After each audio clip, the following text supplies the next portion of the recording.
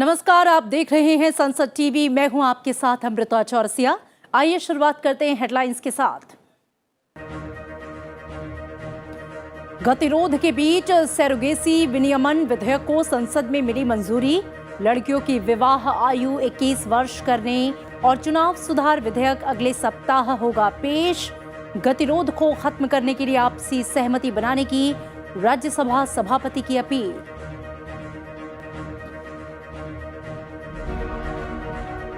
स्वच्छता के लिए शहरों के बीच स्वस्थ प्रतिस्पर्धा का प्रधानमंत्री का आह्वान। वीडियो कॉन्फ्रेंसिंग के जरिए वाराणसी में अखिल भारतीय महापौर सम्मेलन में संबोधन। महापौरों से अपने शहरों को जीवंत, स्वच्छ और सुंदर बनाने की अपील। रक्षा मंत्री राजनाथ सिंह और फ्रांस की रक्षा मंत्री के बीच वार्षिक रक्षा वार्ता। द्विपक्षीय रक्षा और सुरक्षा सहयोग को और बढ़ाने के साथ साथ क्षेत्रीय मुद्दों पर चर्चा। रक्षा उद्योगों में मिलकर काम करने पर सहमति।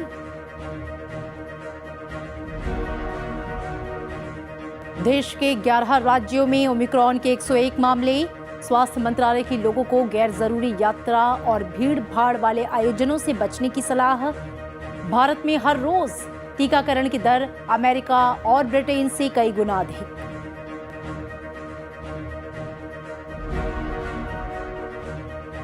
आतंकवाद के मुद्दे पर पाकिस्तान फिर बेनकाब। अमेरिकी रिपोर्ट में बड़ा खुलासा, कहा आतंकियों के खिलाफ ठोस कदम नहीं उठा रहा पाकिस्तान। भारत की सुरक्षा एजेंसियों को बताया कारगर।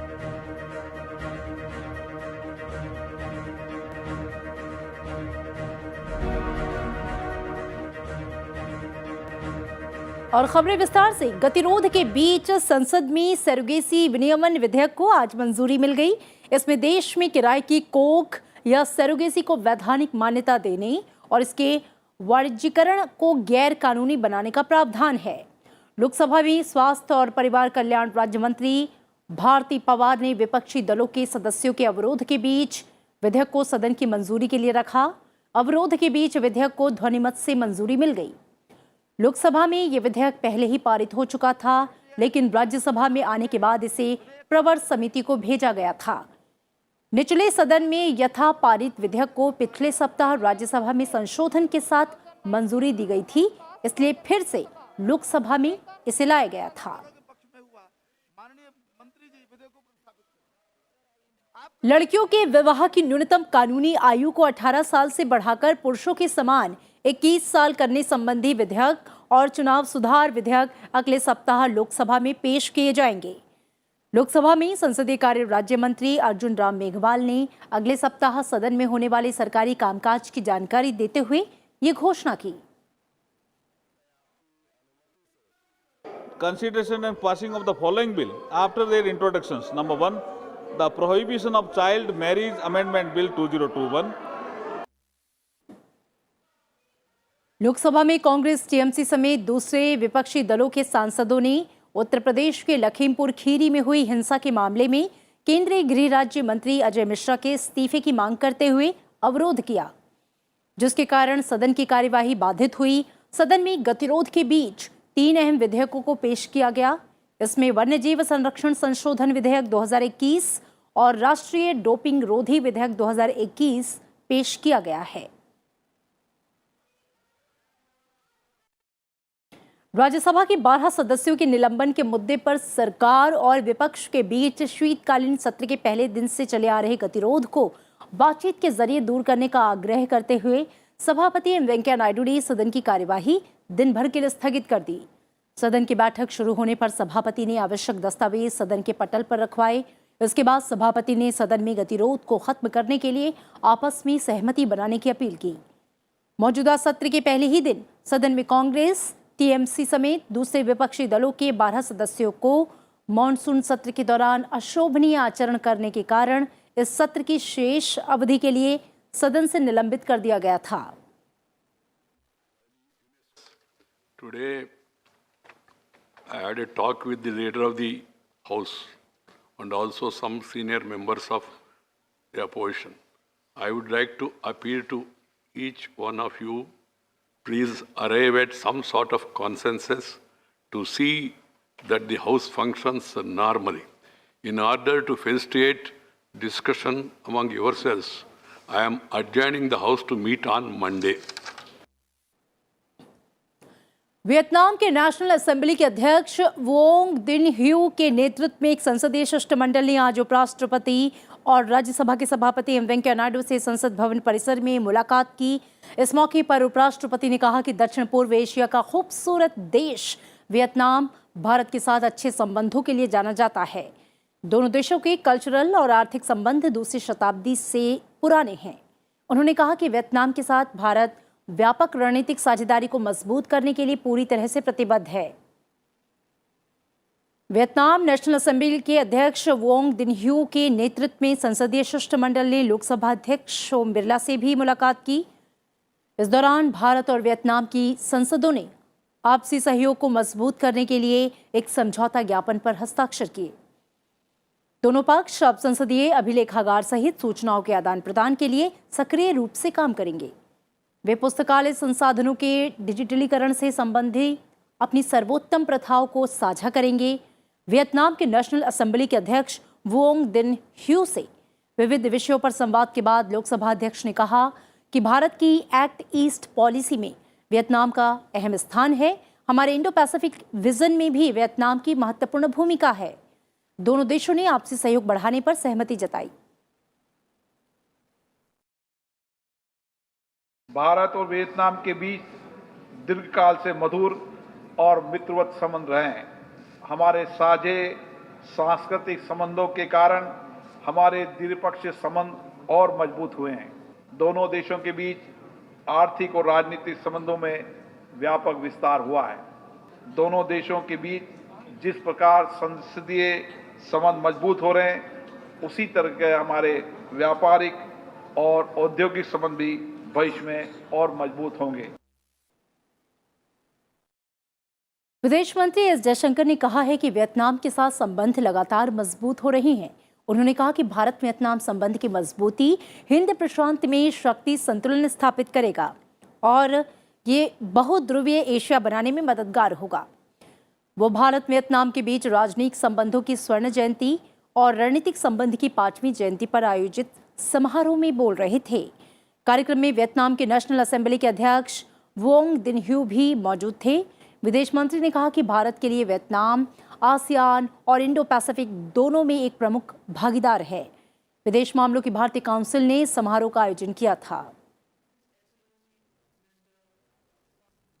We have been supportive of each other's objectives, whether in ASEAN-led forums or on global platforms. Our cooperation in the UN Security Council this year has been exemplary. Our shared respect for international law, including UNCLOS 1982.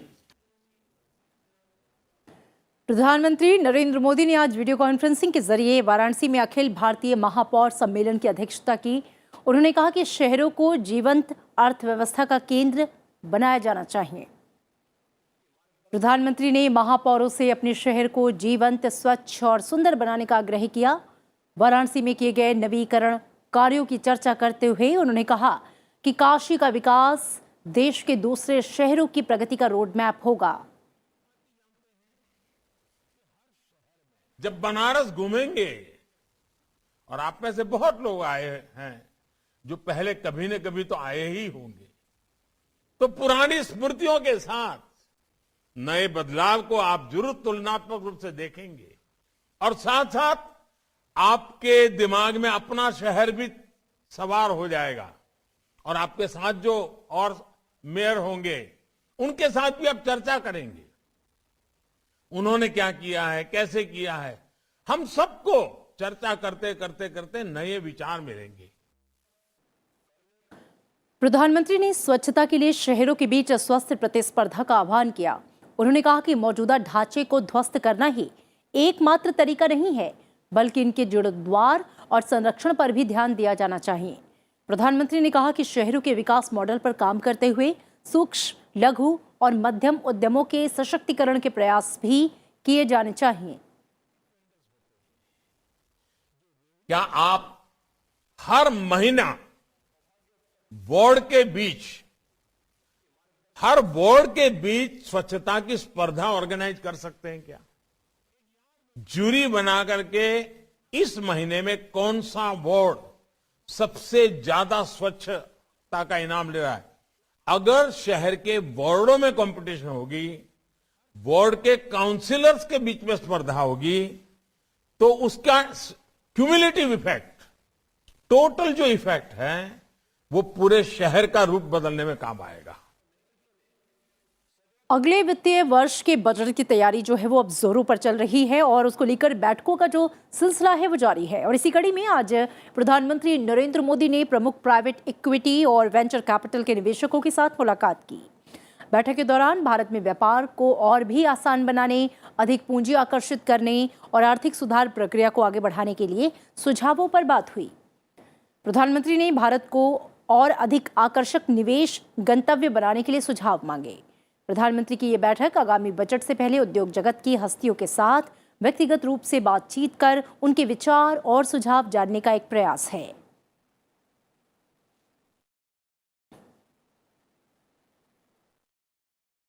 प्रधानमंत्री नरेंद्र मोदी के नाम एक और उपलब्धि जुड़ गई है। उन्हें जल्द ही एक और अंतर्राष्ट्रीय सम्मान से नवाजा जाएगा।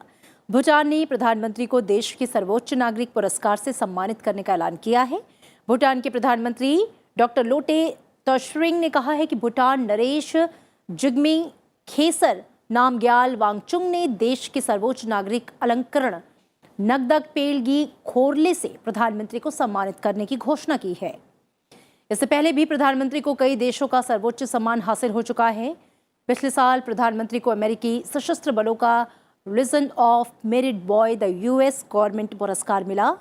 रूस ने 2019 में नरेंद्र मोदी को अपना सर्वोच्च नागरिक सम्मान ऑर्डर ऑफ सेंट एंड्रयूज पुरस्कार से सम्मानित किया। संयुक्त अरब अमीरात ने भी 2019 में प्रधानमंत्री को अपने सर्वोच्च नागरिक सम्मान ऑर्डर ऑफ जायद अवार्ड से सम्मानित किया।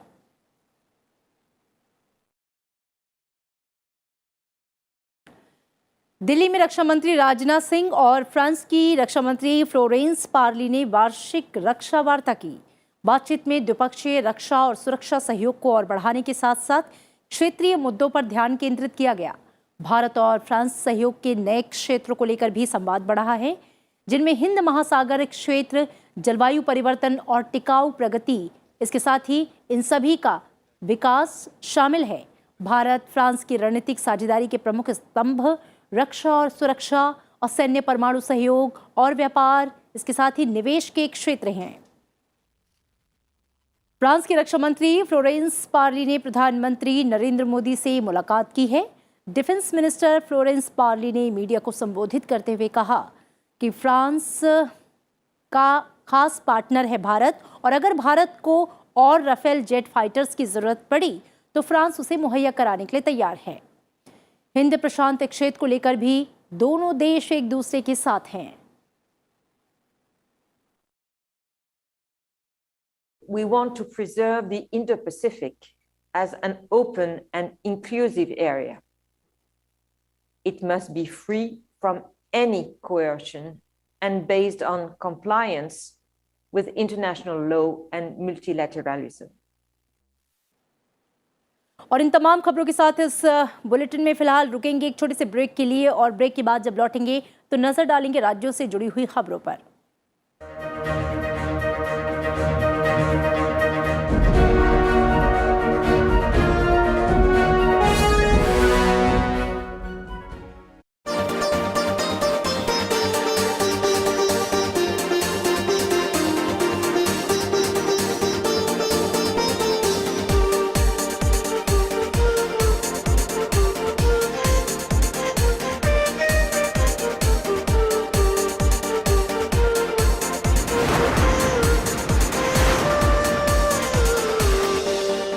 छीरा के चटक लटक नव कुंडल के तो भाव के मटक मोहे आँखा न दिखाऊं रे एहो बनवारे बलिहारे जाऊं तेरी आज मेरी गली आए नेक मीठी तान गाऊं रे।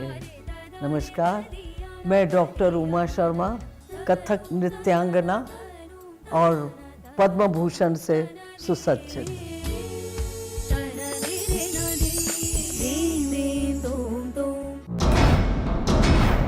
What is India's perspective on global issues? How is India navigating its bilateral and multilateral relations? How do we decode foreign policy? And what is the impact India is having on the world? For an in-depth analysis of international affairs, watch Diplomatic Dispatch with me, Vikas Swaroop, only on Sunset TV.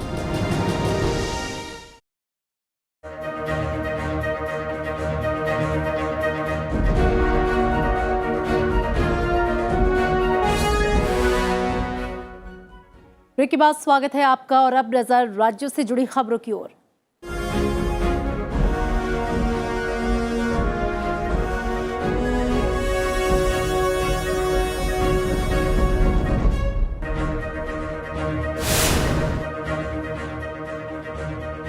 केंद्रीय गृह मंत्री अमित शाह ने आज लखनऊ में निषाद समाज और BJP की सरकार बनाओ अधिकार पाओ रैली को संबोधित किया। अमित शाह ने कहा कि उत्तर प्रदेश में बीजेपी के नेतृत्व में एनडीए 300 से अधिक सीट जीतकर सरकार बनाएगी।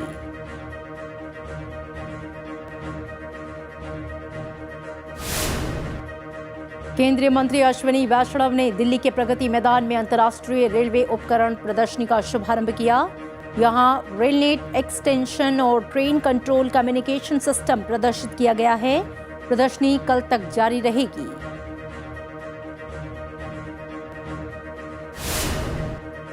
उत्तराखंड के मुख्यमंत्री पुष्कर सिंह धामी ने पलायन रोकने और आजीविका बढ़ाने के उद्देश्य से अल्मोड़ा में आजीविका महोत्सव का शुभारंभ किया। मुख्यमंत्री ने यहां रूरल बिजनेस इंक्यूबेटर का उद्घाटन करने के साथ ही कई विकास कार्यों का शिलान्यास किया।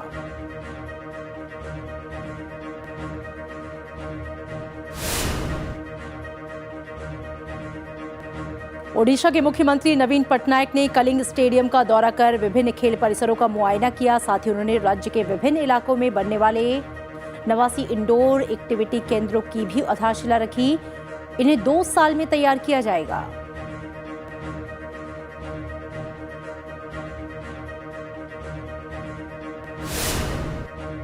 ग्रुप कैप्टन वरुण सिंह का आज भोपाल में पूरे राजकीय और सैन्य सम्मान के साथ अंतिम संस्कार किया गया।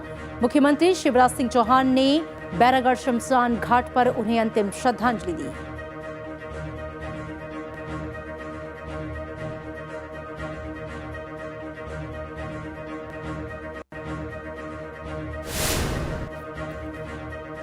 पश्चिम बंगाल में कोलकाता नगर निगम के लिए चुनाव प्रचार थम गया है। यहां पर 19 दिसंबर को मतदान है। मतदान की तैयारियां तेज कर दी गई हैं। सभी मतदान केंद्रों पर सीसीटीवी लगाए गए हैं। हालांकि राज्य चुनाव आयोग ने केंद्रीय बलों की तैनाती की मांग को खारिज किया है।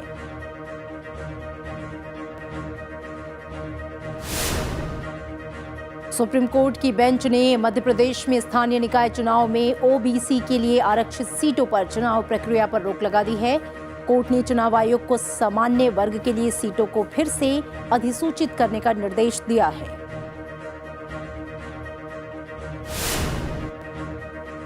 दिल्ली सरकार ने शनिवार से 5वीं क्लास से ऊपर के सभी स्कूल खोलने का फैसला किया है। Commission for air quality management की अनुमति के बाद सरकार ने यह फैसला लिया। दिल्ली सरकार ने कहा कि अगर सब कुछ ठीक रहा तो 27 दिसंबर से 5वीं तक के स्कूल भी खोले जाएंगे।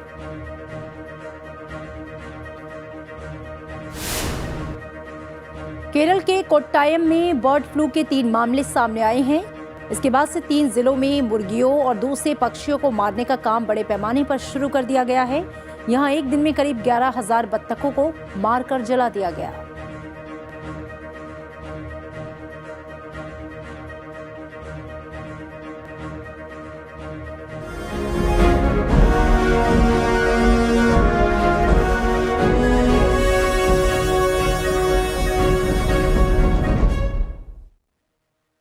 राष्ट्रपति रामनाथ कोविंद 3 दिवसीय बांग्लादेश दौरा पूरा करके स्वदेश लौट आए हैं।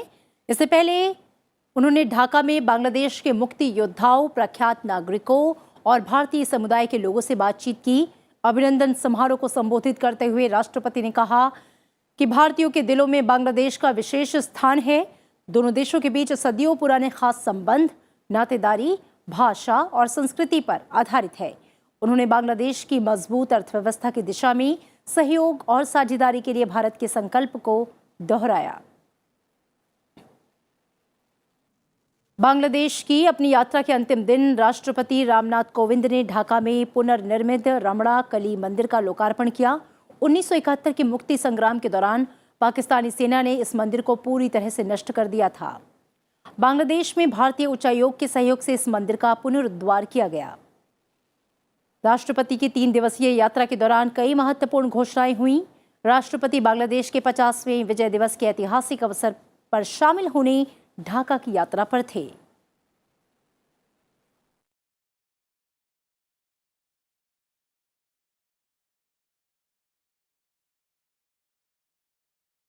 उपराष्ट्रपति एम वेंकैया नायडू ने आज 4 पत्रकारों को विभिन्न श्रेणियों में केरल वीके माधवन कुट्टी पत्रकारिता पुरस्कार 2020 से सम्मानित किया। इस मौके पर उपराष्ट्रपति ने मीडिया से आग्रह किया कि खबरों को विचारों के रंग में नहीं रंगना चाहिए। उन्होंने वस्तुनिष्ठता, निष्पक्षता और सटीकता बनाए रखने की आवश्यकता पर जोर दिया। उपराष्ट्रपति ने कहा कि पत्रकारों को पत्रकारिता के मौलिक सिद्धांतों को ध्यान में रखते हुए द्वारपाल की भूमिका निभानी चाहिए। पत्रकारों को न केवल लोकतंत्र की रक्षा करने के लिए प्रहरी के रूप में काम करना चाहिए, बल्कि सनसनीखेज खबरों से दूर रहते हुए सांसदों के अच्छे प्रदर्शन को भी उजागर करना चाहिए।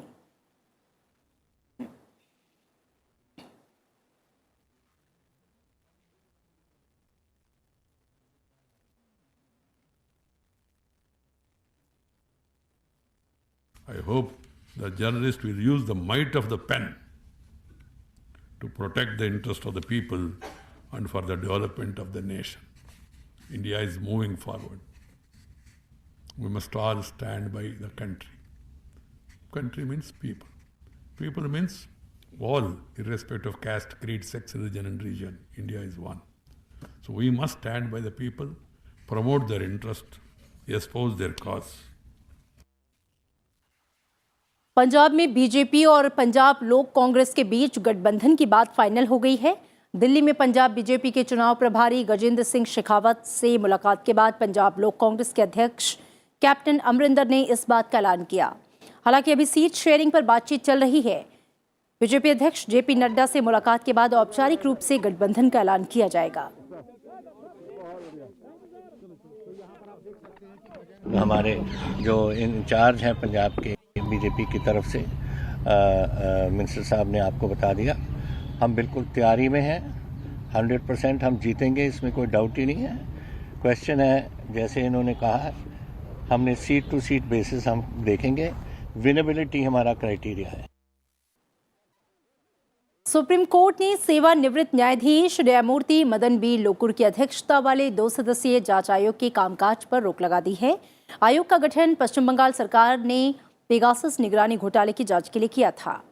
प्रधान न्यायाधीश एनवी रमना की अध्यक्षता वाली पीठ ने एक अवमानना याचिका पर आदेश पारित किया है, जिसमें यह कहा गया था कि 27 अक्टूबर की सुप्रीम कोर्ट के फैसले के बावजूद आयोग अपना काम कैसे जारी रख सकता है।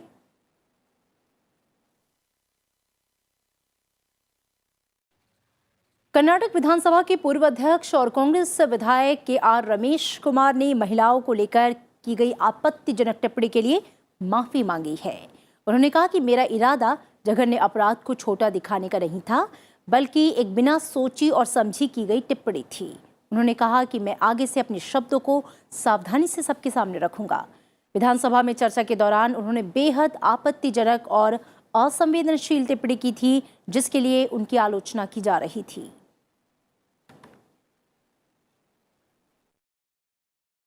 और देश में कोरोना के नए वेरिएंट से संक्रमण के अब तक 101 मामलों की पुष्टि हो चुकी है। देश के 11 राज्यों में ओमिक्रॉन पहुंच चुका है। स्वास्थ्य मंत्रालय के मुताबिक अब तक महाराष्ट्र में 32, दिल्ली में 22, राजस्थान में 17, कर्नाटक और तेलंगाना में 8-8, गुजरात में 5 और आंध्र प्रदेश, चंडीगढ़, तमिलनाडु और पश्चिम बंगाल में 1-1 मामला सामने आया है। केंद्रीय स्वास्थ्य मंत्रालय के संयुक्त सचिव लव अग्रवाल ने कहा कि ओमिक्रॉन से संक्रमण के मामले 91 देशों के सामने आ चुके हैं। WHO ने कहा है कि दक्षिण अफ्रीका में ओमिक्रॉन डेल्टा के मुकाबले काफी तेजी से फैल रहा है। ICMR के महानिदेशक डॉक्टर बलराम भार्गव ने ओमिक्रॉन वेरिएंट को लेकर कहा कि एक ऐसा समय है जब हम गैर जरूरी यात्रा और भीड़ भाड़ वाले आयोजनों से बचना चाहिए। नीति आयोग के सदस्य डॉक्टर वी के पॉल ने कहा कि यूरोप में संक्रमण के मामलों में तेजी आने के साथ वहां कोरोना वायरस वैश्विक महामारी की नई लहर का अनुभव कर रहा है। और राष्ट्रव्यापी कोविड टीकाकरण अभियान के तहत अब तक 136 करोड़ से अधिक कोविड के टीके लगाए जा चुके हैं। पिछले 24 घंटे में 70,46,000 से अधिक कोविड के टीके लगाए गए। स्वास्थ्य मंत्रालय ने बताया कि भारत में कोरोना टीकों की खुराकें दुनिया में सबसे तेज गति से चलाई जा रही हैं। भारत में रोजाना टीकाकरण की जो दर है वो अमेरिका से 4.8 गुना और ब्रिटेन से 12.5 गुना अधिक है। देश में पिछले 20 दिनों में नए मामलों की दैनिक संख्या 10,000 से कम बनी हुई है।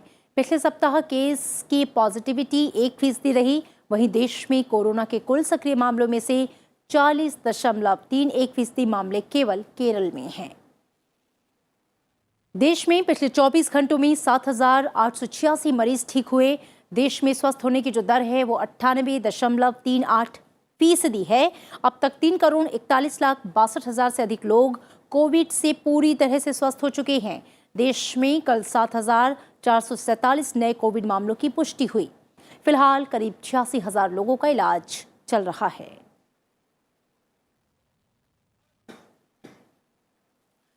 देश में वित्तीय वर्ष 2020-21 में 81 अरब 97 करोड़ डॉलर का प्रत्यक्ष विदेशी निवेश हुआ है। यह अब तक का सबसे अधिक वार्षिक निवेश है। वाणिज्य और उद्योग मंत्रालय के मुताबिक पिछले 7 वित्तीय वर्षों में 440 अरब डॉलर का प्रत्यक्ष विदेशी निवेश हुआ, जो पिछले 21 वर्षों के कुल प्रत्यक्ष विदेशी निवेश का 58% है। वित्त वर्ष 2014 से 2021 के दौरान सिंगापुर, मॉरिशस, अमेरिका, नीदरलैंड्स और जापान से अधिक प्रत्यक्ष विदेशी निवेश मिला। सबसे अधिक निवेश कंप्यूटर सॉफ्टवेयर और हार्डवेयर क्षेत्र में किया गया। अमेरिका की ओर से जारी 2020 कंट्री रिपोर्ट्स ऑन टेररिज्म में पाकिस्तान के आतंकवाद को लेकर कड़ी आलोचना की गई। वहीं आतंकवाद के जोखिम को कम करने में भारतीय सुरक्षा एजेंसियों के कदमों की सराहना की गई है। अमेरिकी रिपोर्ट के अनुसार भारत को निशाना बनाने वाले आतंकी समूहों को पाकिस्तान ने अपनी धरती पर पनाह दी है। भारत में कई हमले करने वाले आतंकी समूह पाकिस्तान से ही संचालित होते रहे हैं। पाकिस्तान ने आतंकवाद के खिलाफ लड़ाई में कड़े कदम नहीं उठाए। रिपोर्ट में कहा गया है कि आतंकवाद से लड़ने के लिए पाकिस्तान ने सीमित कदम उठाए हैं। साथ ही इसने खूंखार आतंकी संगठनों जैसे मुंबई आतंकी हमले, 2008 के मास्टरमाइंड जैशे मसूद अजहर और लश्कर तैयबा साजिद मीर के खिलाफ अब तक कोई फैसला नहीं लिया।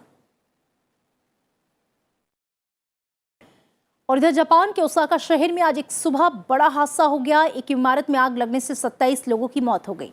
जापानी समय के मुताबिक सुबह 10:18 पर इमारत की 4थी मंजिल पर आग लगने की खबर आई। जापान के चैनल NHK के मुताबिक JR ओसाका स्टेशन के पास एक 8 मंजिला इमारत की 4थी मंजिल पर आग लग गई। घटना में 28 लोगों के हताहत होने की आशंका है, जिसमें से 27 लोगों के हृदय और फेफड़ों ने काम करना बंद कर दिया है, जिससे उनकी मौत हो गई है। आग ने इमारत के बड़े हिस्से को अपनी चपेट में ले लिया, जिससे इमारत का काफी नुकसान हुआ है।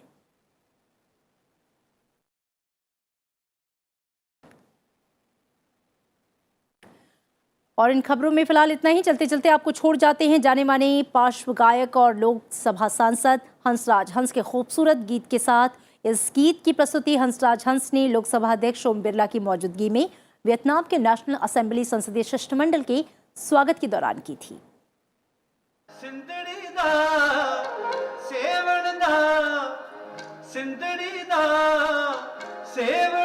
सखी शाहबाज कलंदर दमादम मस्त कलंदर दमादम मस्त कलंदर अली दम दम दे अंदर अली दा पहला नम ओ लाल मेरी हो लाल मेरी ओ लाल मेरी पत रखियो बना छुए लालन सिंदड़ी दा सेवण दा सिंदड़ी दा सेवण दा सखी शाहबाज दमादम मस्त कलंदर अली शाहबाज कलंदर अली दम दम दे अंदर अली दा पहला नंबर हो लाल मेरी हो